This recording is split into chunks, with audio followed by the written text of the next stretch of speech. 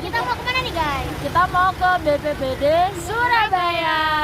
Jadi kita ada memenuhi tugas PKL, Mata kuliah, kebijakan lingkungan dan bencana. itu.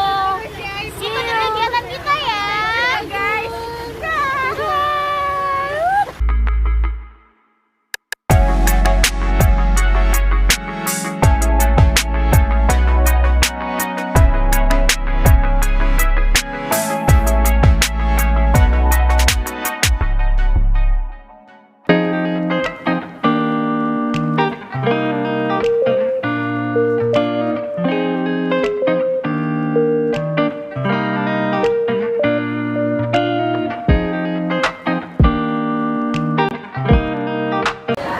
Baik, terima kasih untuk kelompok 3, kelompok yang berkaitan dengan gempa bumi ya.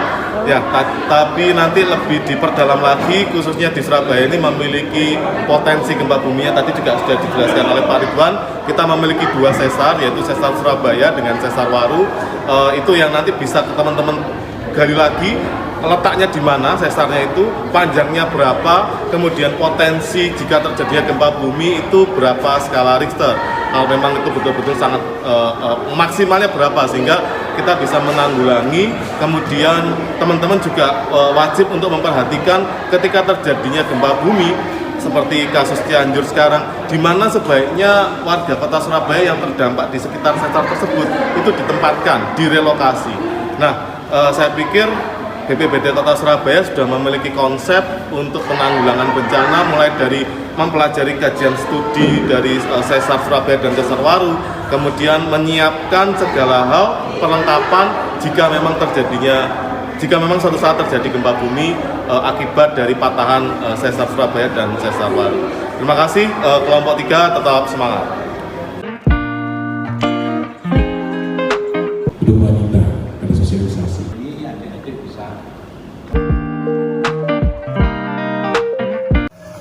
Hai guys, jadi kegiatan praktik kuliah lapangan untuk mata kuliah kebijakan lingkungan dan tata kelola bencana yang kelompok kami lakukan pada tanggal 29 November tahun 2022 yang lalu, yakni berada di kantor Badan Penanggulangan Bencana Daerah di Kota Surabaya yang berlokasi di Jalan Jemur Sari, Timur 2, Nomor 2, Jemur Wonosari, Kecamatan Wonocolo, Kota Surabaya, Jawa Timur. Dilewati oleh 2 sesar yang masih aktif, yaitu sesar Surabaya dan sesar Waru, membuat kota Surabaya memiliki potensi gempa bumi nih teman-teman. Nah, kira-kira berapa sih maksimal skala Richter yang dapat mengguncang kota Surabaya saat gempa bumi terjadi? Jadi, 2 sesar yang masih aktif tersebut berpotensi mengakibatkan gempa dengan kekuatan 6,5 skala Richter dan intensitas pergeseran yang diperkirakan 0,05 mm per tahun. Gempa dengan kekuatan 6,5 skala Richter tersebut sudah cukup besar untuk menghancurkan area yang berada dalam radius 160 km dari pusat gempa. Bahkan, Badan Meteorologi, Klimatologi, dan Geofisika atau BMKG menyebutkan bahwa gempa dengan kekuatan 6 hingga 6,9 skala Richter tersebut mampu mengakibatkan runtuhnya bangunan, retakan tanah, dan lumpuhnya infrastruktur. Sehingga diperlukan adanya kajian mengenai dampak potensi gempa bumi yang ada di kota Surabaya. Kota Surabaya merupakan salah satu kota di Indonesia yang wilayahnya mempunyai potensi akan terjadinya gempa bumi. Menurut penelitian, hal tersebut dikarenakan wilayah Surabaya ini dilalui oleh 2 sesar atau patahan aktif, yaitu yang pertama ada sesar Waru. Sesar Waru ini mempunyai panjang 64 km yang membentang dari kawasan Waru, tepatnya di daerah Karangpilang, Surabaya, yang memanjang ke arah Jombang, Nganjuk, hingga ke Saradan, Madiun. Dan untuk sesar yang kedua yaitu ada sesar Surabaya yang mempunyai panjang 25 km yang membentang dari kawasan perbukitan Wonokitri hingga memanjang ke arah Majen Sungkono dan kawasan Cerme, Gresik. 2 sesar tersebut dikatakan hingga saat ini masih aktif dan mampu menimbulkan potensi gempa di Surabaya dengan kekuatan 6,5 skala Richter. Terkait dengan di mana sebaiknya warga Surabaya direlokasi saat terjadinya gempa bumi, sejauh ini belum ada spesifikasi tempat yang aman dari potensi gempa bumi di Surabaya. Namun, pemerintah Kota Surabaya telah melakukan upaya pembangunan di beberapa wilayah untuk mengantisipasi terjadinya bencana nih teman-teman, seperti membangun sumur, membuat tanggul dan memperbanyak mangrove, serta melakukan penanaman cemara udang di sepanjang pantai timur Kenjeran. Untuk tindakan apa saja yang harus kita lakukan saat gempa bumi terjadi, BPBD Kota Surabaya melalui simulasinya menyatakan bahwa hal pertama yang harus kita lakukan adalah tetap tenang dan tidak boleh panik. Selain itu, saat berada di dalam ruangan, tindakan yang harus kita lakukan adalah berlindung di bawah meja atau berada di sudut ruangan yang kuat seperti dinding. Namun, jika kita berada di luar ruangan, tindakan yang seharusnya kita lakukan adalah menghindari bangunan tinggi, tiang listrik, pohon, papan reklame, ataupun benda-benda lainnya yang memiliki potensi roboh. Jadi, meskipun Kota Surabaya belum memiliki tempat khusus yang aman dari potensi gempa bumi, namun upaya-upaya yang telah dilakukan oleh pemerintah Kota Surabaya dalam mengantisipasi kemungkinan resiko bencana dengan cara membangun sarana dan prasarana vital merupakan bentuk komitmen tinggi yang harus kita apresiasi. Ngomong-ngomong soal BPBD, kira-kira kalian tahu nggak ya peran dari BPBD itu sendiri? Sebelum membahas lebih jauh terkait peran BPBD itu sendiri, aku mau ngasih informasi sedikit kepada kalian bahwa di BPBD Kota Surabaya terdapat struktur dalam penanggulangan bencana, di mana struktur BPBD di Kota Surabaya itu terbagi menjadi dua, yakni yang pertama pada saat pra-bencana yang terdiri atas dua subkoordinasi, yaitu yang pertama subkoordinasi pencegahan dan yang kedua yakni subkoordinasi terkait dengan kesiapsiagaan, di mana kedua subkoordinasi tersebut tugasnya melakukan pelatihan tentang kesiapsiagaan bencana dan penguatan kapasitas kawasan pencegahan.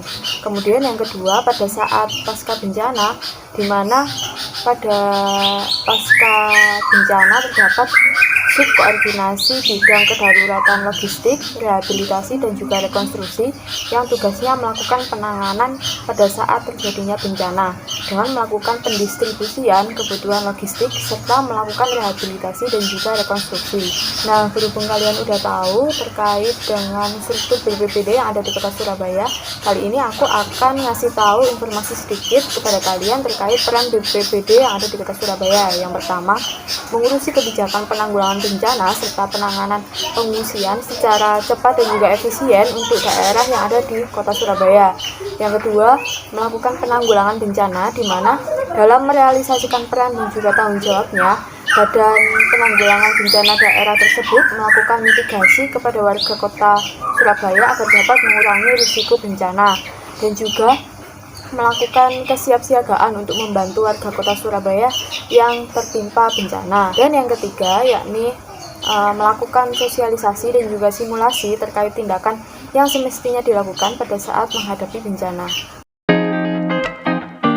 Selanjutnya aku mau menjelaskan tentang kebijakan bencana gempa bumi di Kota Surabaya. Menyadari dampak yang timbul dari bencana gempa bumi, maka menjadi sebuah kewajiban bagi pemerintah untuk melakukan tindakan antisipatif sebelum datangnya bencana gempa bumi. Upaya untuk menanggulangi bencana disebut dengan mitigasi bencana, yaitu upaya untuk mengurangi risiko bencana baik melalui pembangunan fisik maupun peningkatan kemampuan dalam menghadapi bencana. Sebagai yang memiliki kewenangan wilayah untuk mengatur serta menyelenggarakan pemerintahan, maka pemerintah Kota Surabaya memiliki tanggung jawab yang sangat besar, yaitu salah satunya memiliki tugas untuk menyiapkan dan memobilisasi segala sumber daya yang diperlukan jika suatu waktu terjadinya bencana di wilayah Surabaya. Sebagai suatu wilayah yang berpotensi terjadi bencana gempa bumi, pemerintah memiliki beberapa upaya atau kebijakan, yaitu yang pertama, melakukan sosialisasi dan simulasi bencana. Yang kedua, membangun informasi, komunikasi, dan koordinasi dengan lembaga seperti BMKG. Terus yang ketiga, membangun posko dan sarana tanggapan bencana. Yang keempat, membangun lingkungan rawan bencana. Yang kelima, membuat reformasi kebijakan pembangunan yang berorientasi pada risiko bencana, dan yang terakhir, melakukan penguatan kapasitas kelembagaan. Selanjutnya aku mau jelasin tentang partisipasi masyarakat Surabaya ketika terjadinya bencana. Seperti yang udah kita ketahui, mitigasi bencana merupakan sebuah upaya untuk meminimalkan atau mengurangi dampak yang ditimbulkan dari adanya bencana. Mitigasi bencana dilakukan oleh semua pihak, baik itu pemerintah maupun masyarakat. Mitigasi dapat dibagi menjadi 3 kelompok, yaitu pra-bencana, saat bencana, dan pasca bencana. Mitigasi yang dapat dilakukan oleh masyarakat antara lain di saat pra-bencana, yaitu yang pertama dapat berpartisipasi dalam membuat analisis risiko bencana.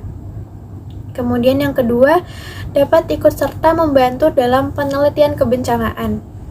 Yang ketiga, melakukan upaya pencegahan bencana dengan arahan pemerintah yang sudah disosialisasikan. Yang keempat, mengikuti setiap kegiatan yang sudah dibuat pemerintah seperti pelatihan, pendidikan, dan sosialisasi penanggulangan kebencanaan. Kemudian di saat bencana, masyarakat dapat memberikan informasi kepada instansi yang berwenang dalam kebencanaan terkait situasi yang tiba-tiba datang saat terjadi bencana itu sendiri. Yang kedua, melakukan evakuasi mandiri sesuai pelatihan yang sudah dilakukan. Dan yang ketiga, berpartisipasi dalam respon tanggap darurat bencana. Yang terakhir, di saat pasca bencana, masyarakat dapat berpartisipasi dalam pembuatan rencana aksi rehabilitasi dan rekonstruksi tempat terdampak bencana. Dan yang kedua, dapat berpartisipasi dalam upaya pemulihan dan pembangunan sarana prasarana umum tempat terdampak bencana. Berdasarkan PKL yang telah dilakukan oleh kelompok kami di kantor BPBD Surabaya, dapat disimpulkan bahwa Kota Surabaya ini memiliki potensi untuk terjadi bencana gempa bumi. Mengapa demikian? Karena Kota Surabaya ini dilewati oleh 2 sesar aktif, yaitu Sesar Waru dan juga Sesar Surabaya.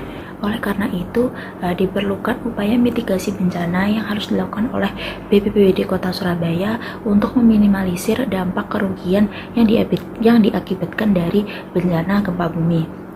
Selain itu, diperlukan juga partisipasi masyarakat dalam mendukung upaya mitigasi bencana yang dilakukan oleh BPBD Kota Surabaya. Maka dari itu, kelompok kami memberikan rekomendasi kepada BPBD Kota Surabaya. Yang pertama yaitu BPBD Kota Surabaya dapat menyediakan sistem perlengkapan dini atau early warning system dengan melalui broadcast yang dapat digunakan untuk menginformasikan secara otomatis secara terjadinya gempa bumi kepada seluruh masyarakat Kota Surabaya. Yang kedua, BPBD Kota Surabaya dapat menyediakan tempat yang lebih spesifik untuk merelokasi warga Surabaya ketika terjadi bencana gempa bumi. Yang ketiga, BPBD Kota Surabaya dapat melakukan sosialisasi yang lebih luas cakupannya terkait mitigasi bencana bagi para penyandang disabilitas. Namun, sosialisasi ini tidak hanya dilakukan kepada para penyandang disabilitas, melakukan kepada seluruh masyarakat Surabaya. Selain itu, rekomendasi juga diberikan kepada masyarakat Kota Surabaya untuk menumbuhkan kesadaran atas pentingnya partisipasi masyarakat dalam mitigasi bencana. Masyarakat juga harus memiliki kesadaran untuk membekali dirinya pengetahuan mengenai mitigasi bencana, termasuk langkah-langkah yang harus dilakukan baik pra-bencana, saat bencana, dan pasca bencana. Hal ini dilakukan untuk membangun masyarakat yang tangguh terhadap bencana. Hai guys, jadi kita baru banget nyelesain kunjungan di BPBD Kota Surabaya dan kita banyak banget dapat ilmu dari sini. Mantap. Oke, dan buat teman-teman semuanya, terima kasih yang udah nonton video ini. Bye-bye.